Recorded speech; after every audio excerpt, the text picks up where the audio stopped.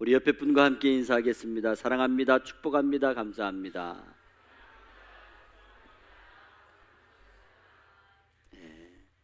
오늘 말씀의 제목은 맥추절의 감사. 시작. 맥추절의 감사. 매년 7월 첫 번째 주일은 맥추감사주일로 지킵니다. 맥추절이라고 하는 것은 6월절이 지난 7주 후에 농사를 지어서 첫 번째 추수한 것을 하나님 앞에 드리는 것입니다. 성경에서는 오순절 혹은 칠칠절이라고 나와 있습니다. 맥추절의 기원은 신명기 16장 9절에서 11절에 있습니다. 이날은 하나님께서 복 주신 대로 힘을 다해 자원하는 마음으로 예물을 드리며 감사하는 날입니다.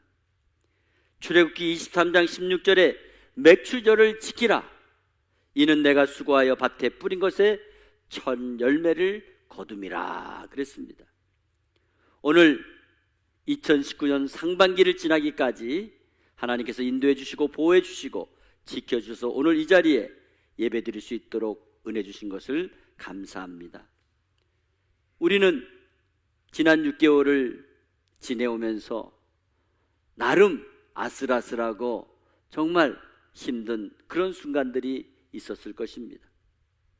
사실 지금 여기까지 오는 데에도 함께 오지 못한 분들도 있을 것입니다. 지금 보고 싶어도 볼 수 없는 분도 있을 것입니다.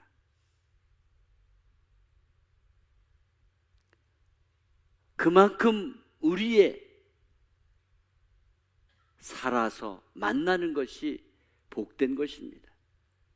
우리 옆에 계신 분께 함께 인사하겠습니다. 이렇게 만나서 감사합니다. 한 번 더 인사할 때 앞으로도 잘 만나고 우리 같이 9988 합시다. 시작.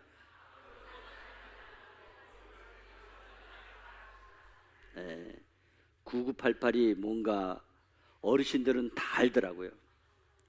99세까지 팔팔하게 살자. 그게 9988이래요. 우리는 지난 6개월 동안 열심히 살았습니다. 우리는 이 시간 지난 반년 동안 하나님께서 주신 은혜를 헤아리면서 우리 삶의 첫 열매를 하나님 앞에 드리는 것입니다. 하나님의 은총이 없이는 어떻게 여기까지 올 수 있었으며 어떻게 풍성한 삶을 살 수 있었겠습니까? 시편 기자의 고백처럼 하나님께서 세우지 아니하시면 세우는 자의 수고가 헛되고 하나님께서 지키지 않으면 지키는 자의 수고가 허사라고 말씀했습니다. 그러므로 하나님의 은혜를 깨닫고 감사하는 것은 당연한 것입니다. 마음에 감사가 있는 사람은 표정이 틀립니다. 감사가 있는 사람은 진정한 삶의 기쁨과 행복을 누리는 사람입니다. 그러면 오늘 맥추절의 감사는 어떤 감사를 말씀하는 걸까요? 첫째로 맥추절의 감사는 받은 복을 생각하는 감사입니다. 하나님께서는 우리가 감사로 예배드리는 것을 기뻐하시고 좋아하십니다. 시편 50편 23절에 감사로 제사를 드리는 자가 나를 영화롭게 하나니 그 행위를 옳게 하는 자에게 내가 하나님의 구원을 보이리라 말씀했습니다. 하나님께서는 오늘 본문 10절에 77절을 지키되 내 하나님 여호와께서 내게 복을 주신 대로 내 힘을 헤아려 자원하는 예물을 드리라고 말씀하셨습니다. 오늘 맥추감사절 예배에 나오신 저와 여러분이 하나님께서 원하시는 예배로 감사하시기를 바랍니다. 맥추절의 감사는 먼저 생각이 달라야 됩니다. 내게 주어진 고통과 괴로운 것만을 생각하고 힘들어하거나 속상해하지 마시고 하나님께서 내게 주신 은혜와 축복을 바라보며 그것을 헤아려 감사하라는 것입니다. 찬송가 429장에 세상 모든 풍파 너를 흔들어 약한 마음 낙심하게 될 때에 내려주신 주의 복을 세어라. 주의 크신 복을 내가 알리라. 받은 복을 세어보아라. 크신 복을 내가 알리라. 받은 복을 세어보아라. 주의 크신 복을 내가 알리라. 이런 찬양이 있습니다. 그렇습니다. 우리가 힘들고 어려울 때에 그 당하는 고난을 헤아리지 마시고 이미 받은 하나님의 축복을 헤아려 감사하는 것, 그것이 맥추절의 감사입니다. 두 번째로 맥추절의 감사는 고난의 의미를 깨닫는 감사입니다. 아무리 어려운 문제라도 깊이 생각하고 기다리면 풀리게 되어 있습니다. 조금만 자신을 돌아보게 되면 우리가 당했던 그 고난과 역경도 하나님의 은혜였음을 깨닫게 됩니다. 모든 고난들은 지나고 나면 분명히 그 의미와 뜻이 있다는 것이지요.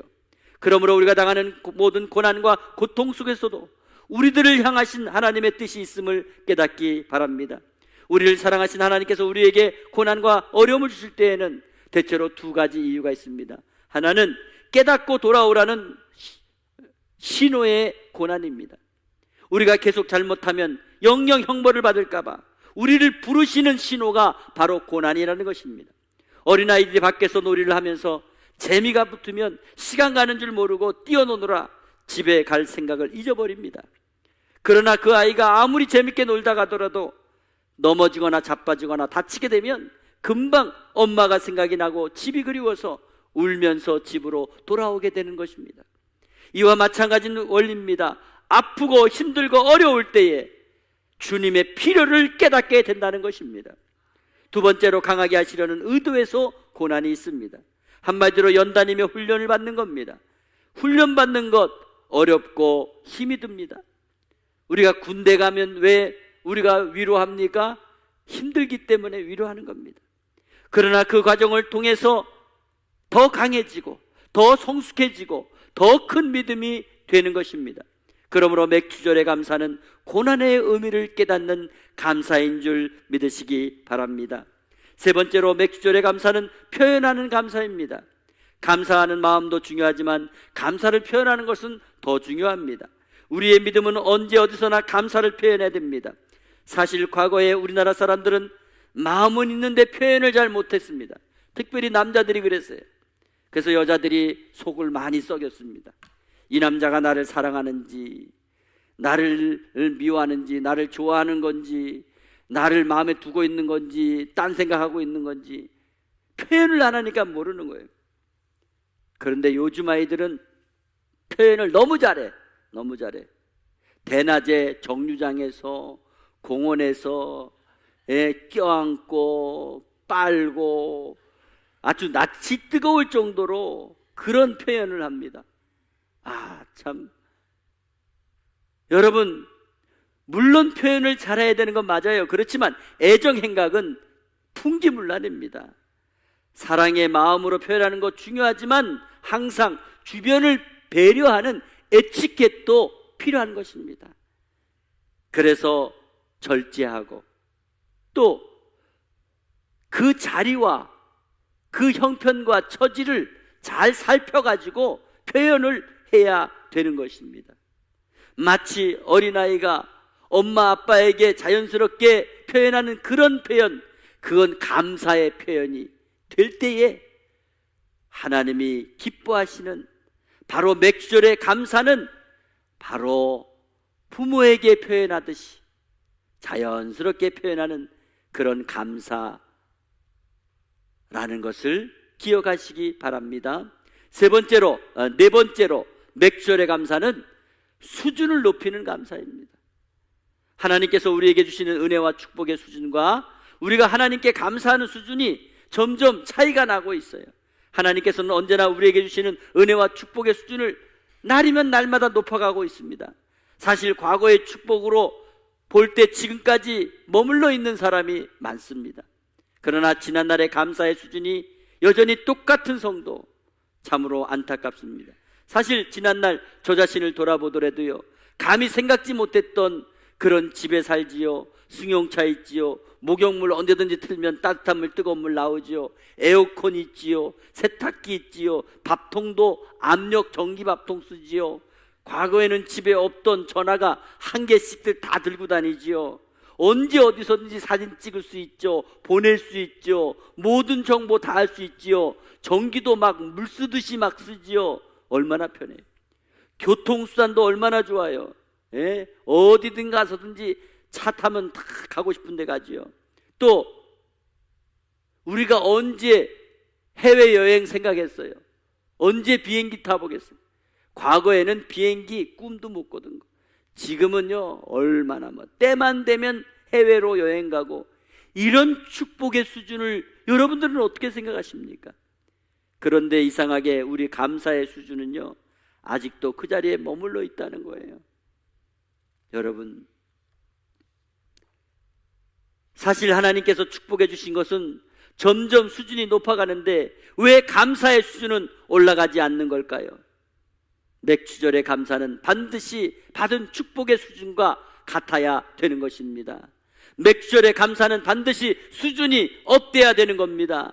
그럴 때 하나님께서 우리 삶에 기쁨과 행복이 넘치게 하십니다.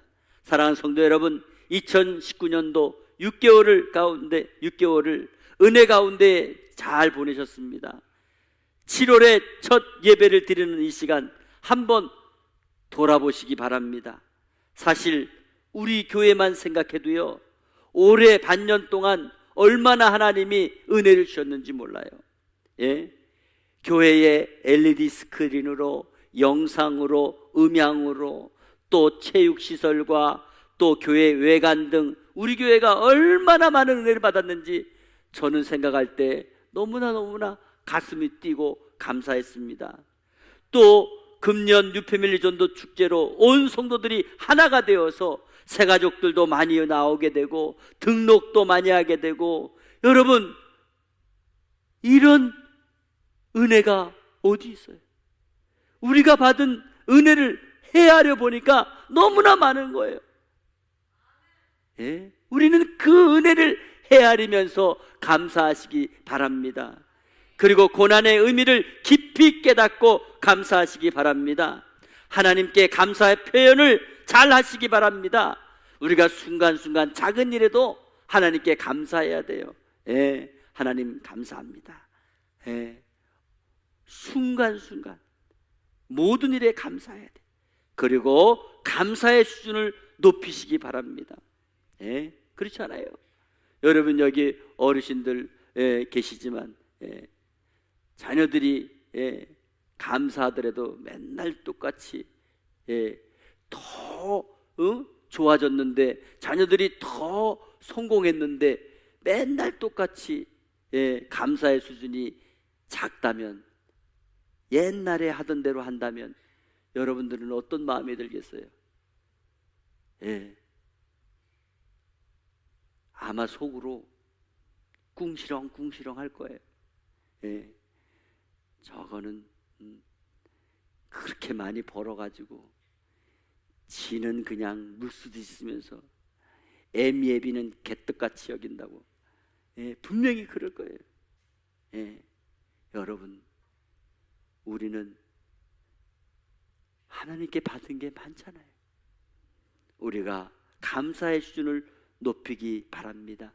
그럴 때 시편 50편 23절에 감사로 제사를 드리는 자가 나를 영화롭게 하나니 그 행위를 옳게 하는 자에게 내가 하나님의 구원을, 하나님의 은혜를, 하나님의 능력을, 하나님의 축복을 보이리라 말씀하셨습니다.